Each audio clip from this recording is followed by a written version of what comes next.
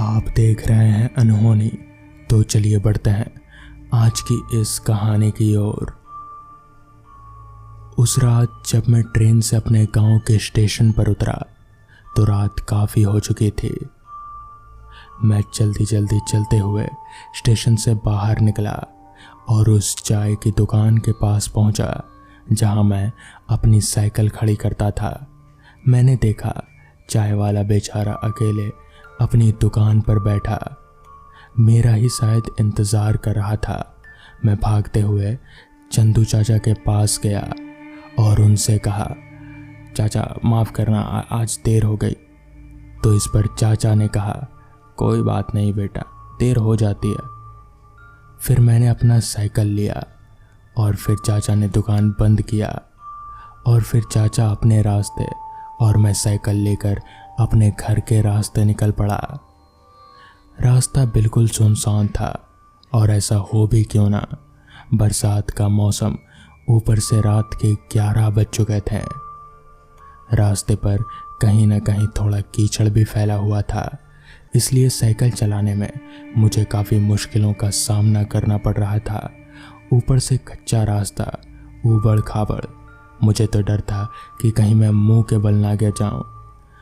मैं अभी आगे बढ़ ही रहा था कि तभी अचानक मुझे एहसास हुआ कि कोई शख्स एकदम से मेरे सामने से निकला हो।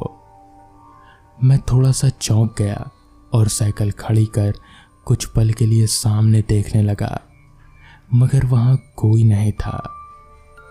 मैंने साइकिल वापस से चलाना शुरू कर दिया।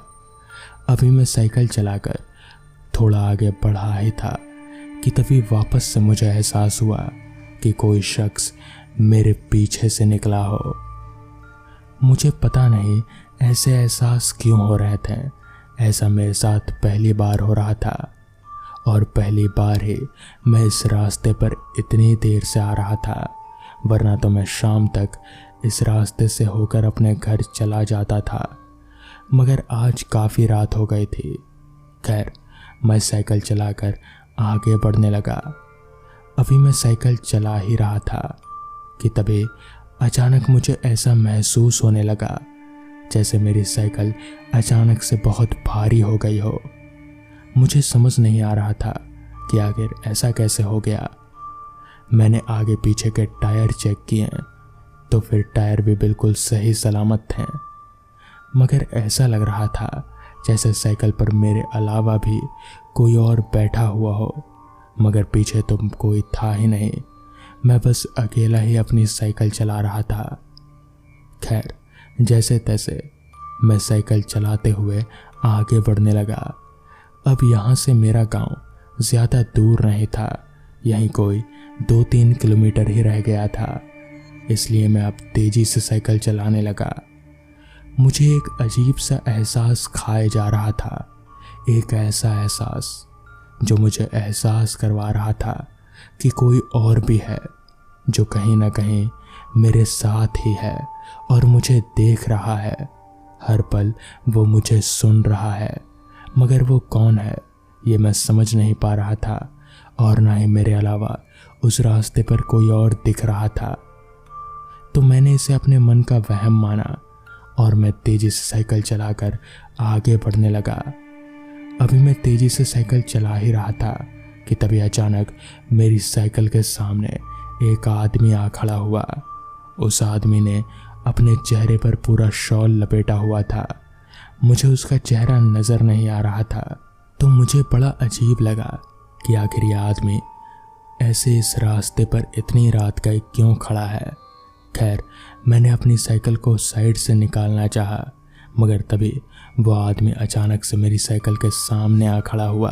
अभी वो आदमी साइकिल के सामने खड़ा हुआ ही था कि तभी एक तेज हवा का झोंका आया और उसके चेहरे पर से वो शॉल उड़कर कहीं दूर जाकर गिरा। तभी मुझे उसका चेहरा नजर आया। उसका चेहरा इतना डरावना था कि मेरे हाथ पैर थर थर कांपने लगे। उसके चेहरे पर पूरे कीड़े रेंग रहे थे, उसकी आंखें नीली चमक रही थी और इसकी जुबान बहुत ही लंबी बाहर लटकी हुई थी। वो किसी भी तरह से इंसान नहीं लग रहा था। मुझे समझ आ गया कि ये कोई प्रेत है और अब ये मुझे जान से मार डालेगा, मगर मुझे ये समझ नहीं आ रहा था कि मुझे क्या करना चाहिए। तभी मैंने ज़ोर ज़ोर से हनुमान चालीसा का पाठ करना शुरू कर दिया और मेरे ऐसा करते ही वो शख्स भी हवा में कहीं धुआं सा हो गया, जिसके बाद मैंने अपना साइकिल उठाया और मैं सीधे घर जाकर ही रुका। तो दोस्तों, ये थी आज की कहानियाँ।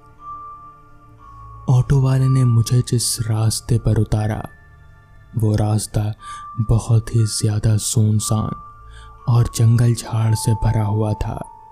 मैंने ऑटो वाले से पूछा, बस यहीं तक चलोगे क्या, इसके आगे नहीं? इस पर ऑटो वाले ने कहा, साहब इसके आगे तो मेरा बाप भी नहीं जा पाएगा, बस यहीं तक की बात हुई थी, बस मेरा किराया दे दो, मैं निकलूँ यहाँ से। इस पर मैंने कहा, लो अपना किराया। क्या बात है यार, इसके आगे जाने से क्या डरते हो तुम लोग? इस पर उन ऑटो वाले ने कहा, खुद जाकर देख लो, अगर कल सुबह जिंदा रहे तो फिर बता देना मुझे भी। मैंने ऑटो वाले को जाने का इशारा किया और फिर उसने ऑटो घुमाया और सरपट वहां से भाग निकला। मैंने सामने रास्ते की ओर देखा। रास्ता सामने जाकर और भी ज़्यादा अंधेरे में खोया हुआ था, क्योंकि आगे स्ट्रीट लाइट्स की कमी थी। मुझे यहाँ पर बुलाया गया था, मेरे एक दोस्त ने बुलाया था। उसका घर इसी इलाके में था। उसने मुझे आने के लिए दिन में कहा था। उसने रात में आने से साफ मना किया था, मगर मैं ठहरा ज़िद्दी आदमी। मैंने उससे शर्त लगाई कि मैं रात को इसी रास्ते से उसके घर आऊँगा। उसने कहा कि वो मुझे लेने नहीं आएगा, रात में तो बिल्कुल भी नहीं, मगर मैं अपनी शर्त पर अड़ा रहा। खैर, मैंने अपने कदम आगे बढ़ाए और मैं उस रास्ते पर धीरे धीरे आगे बढ़ने लगा। बरसात का मौसम था, शायद कुछ देर पहले बारिश होकर गई थी, इसलिए रास्ते पर थोड़ा थोड़ा कीचड़ भरा पड़ा था। हालांकि रास्ता तो पक्का था, मगर कई जगह पर गड्ढे ऊबड़ खाबड़ रोड थे, इसलिए मुझे चलने में थोड़ी सावधानी बरतनी पड़ रही थी। उस रास्ते पर मेरे अलावा और कोई शख्स नज़र नहीं आ रहा था। दूर दूर तक सिर्फ खामोशी और सन्नाटा। मैं चलने लगा। उस रास्ते पर, जैसा कि मैंने कहा कि आगे जाकर स्ट्रीट लाइट्स की कमी थी, तो मैंने अपने मोबाइल की फ्लैश लाइट जलाई और मैं फ्लैश लाइट के सहारे आगे बढ़ने लगा।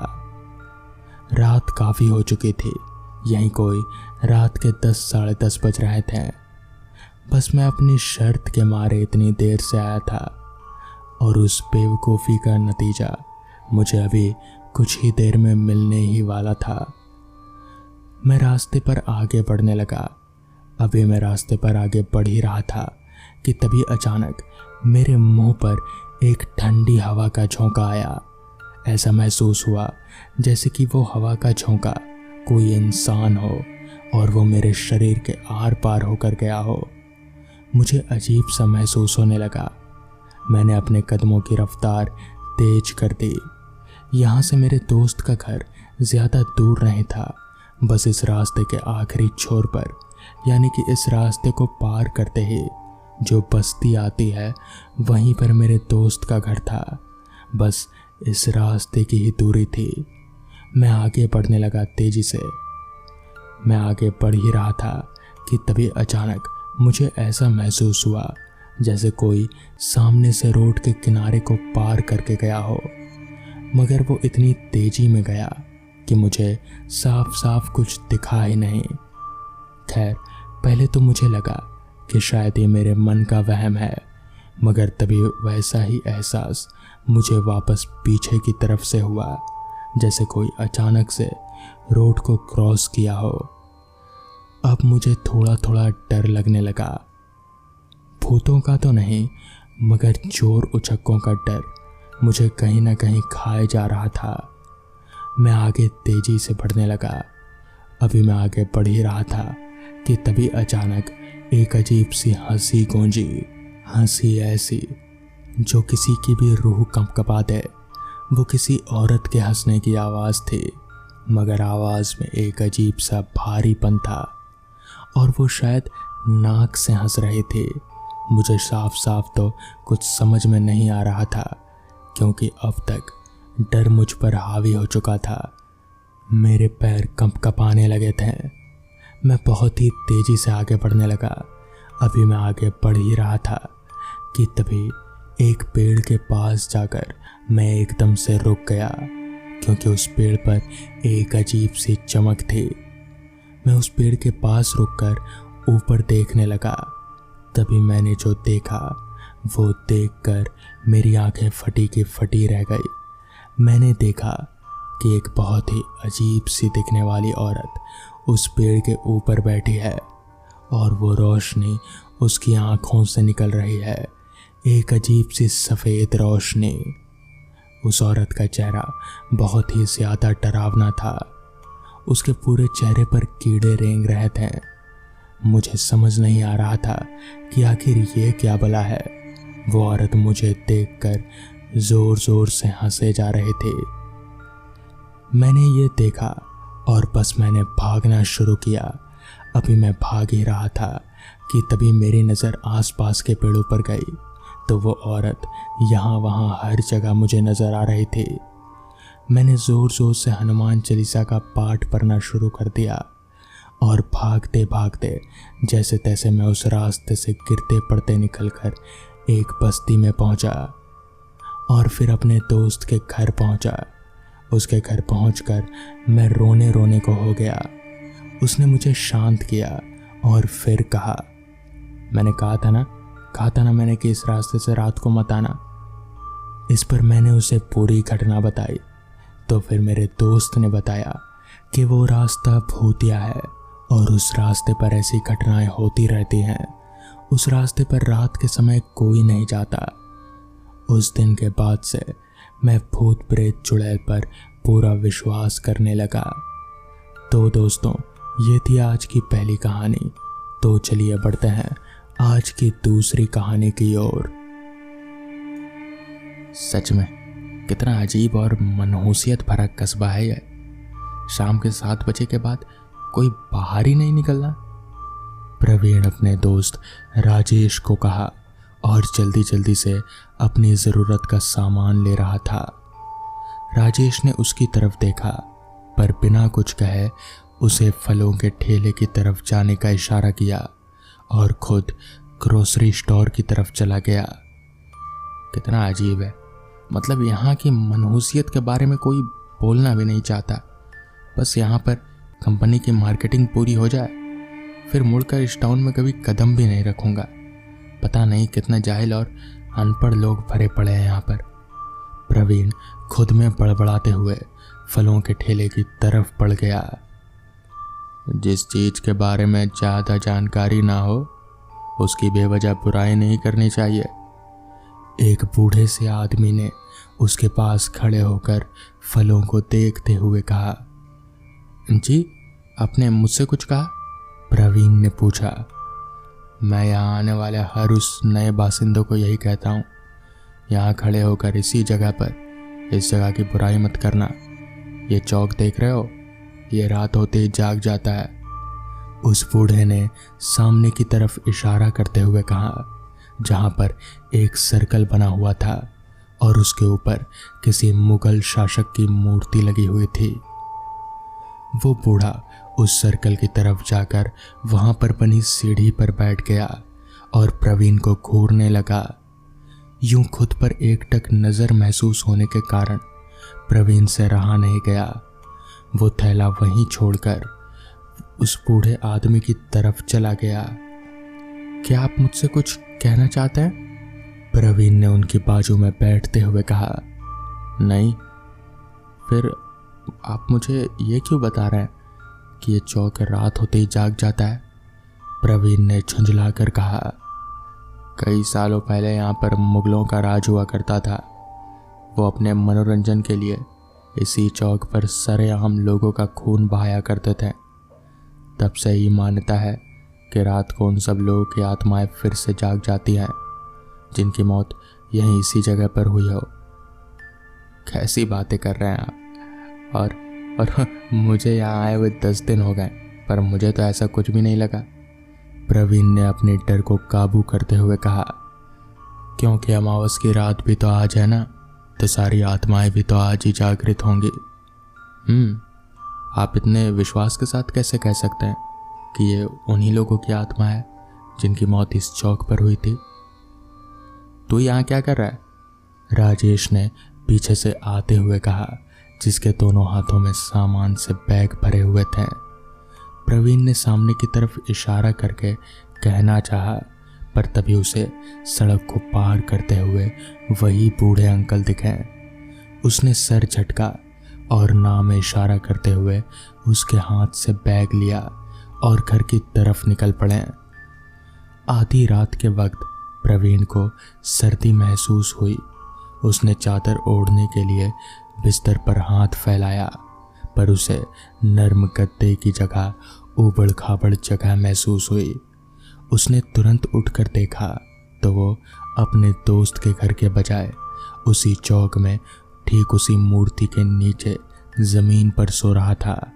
अचानक से ठंड का स्तर बढ़ गया और उस मूर्ति के पीछे से वही बूढ़ा आदमी निकल कर आया। क्योंकि मेरी मौत भी यहीं हुई थी, इसलिए मैं भी आज जागृत हुआ हूं। अगली सुबह प्रवीण की लाश लोगों को चौक पर मिली, मगर बहुत ही बुरी हालत में। तो दोस्तों, ये थी आज की पहली कहानी। तो चलिए बढ़ते हैं आज की दूसरी कहानी की ओर। मैं पालतू जानवरों का बहुत शौकीन हूँ। दुर्भाग्य से मेरे पिताजी को ये सब बिल्कुल नहीं पसंद। निरंतर अनुरोधों के बाद मेरे पापा ने मुझे एक तोता दिलवाया। मैं तब 8वीं कक्षा में था और मेरा भाई हर समय मीठू के साथ रहता था और हर समय आनंदित होते थे। लेकिन एक दिन खेलते समय एक सड़क दुर्घटना में मैंने अपने तोते को खो दिया। मीठू को हमने 5 महीने पहले ही लाया था। बाद में मैंने एक कुत्ते के लिए पापा को कहा, लेकिन मेरे पापा ने इसे सीधे सीधे खारिज कर दिया। अपनी माँ के सामने लगातार रोते गिड़गिड़ाते रहने के बाद माँ ने कुत्ते के लिए मुझे पैसे दे दिए और वो दिन भी आ गया जब मैं अपने लिए एक छोटा सा पपी ले लिया। मेरे पिता ने मुझे बहुत डांटा, लेकिन जैसे जैसे समय बीतता गया वो भी शांत हो गए। ये मेरा 14वां जन्मदिन था। सभी मेहमान और परिवार वालों ने जन्मदिन की पार्टी में भाग लिया और बहुत ही अच्छी तरीके से जश्न मनाया।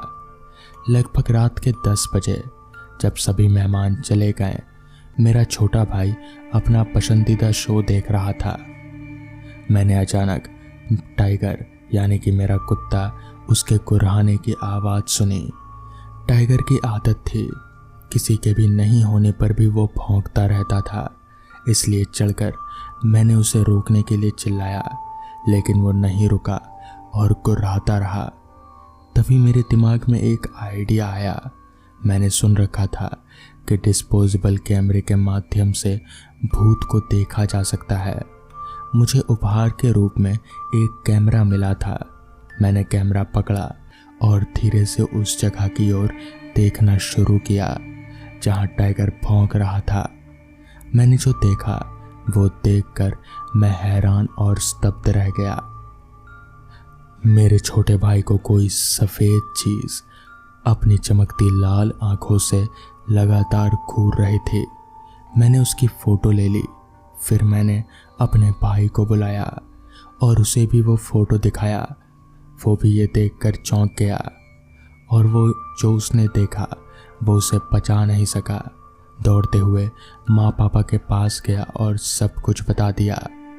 बाद में जब मेरे माता पिता मिले तो हमने उन्हें पूरी कहानी सुनाई, लेकिन तब मैंने जो फ़ोटो लिया था उस पर उनकी नज़र गई तो वो कोई भूत नहीं था।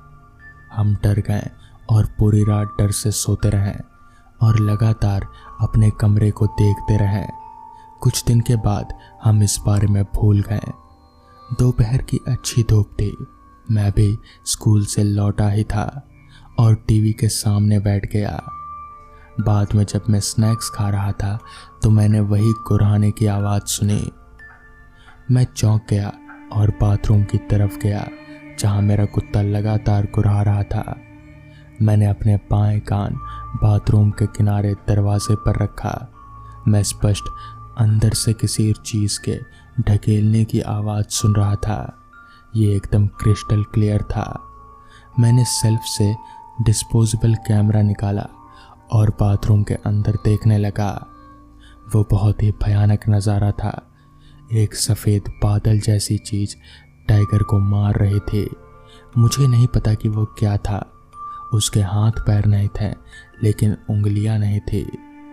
मैं घबरा गया और माँ से शिकायत की। उसने तुरंत ही मेरे हाथ में एक रुद्राक्ष की माला बांध दी। तब से मैंने अपने घर में उस चीज़ को कभी नहीं देखा। तो दोस्तों, ये थी आज की कहानियाँ। तो चलिए बढ़ते हैं आज की दूसरी कहानी की ओर।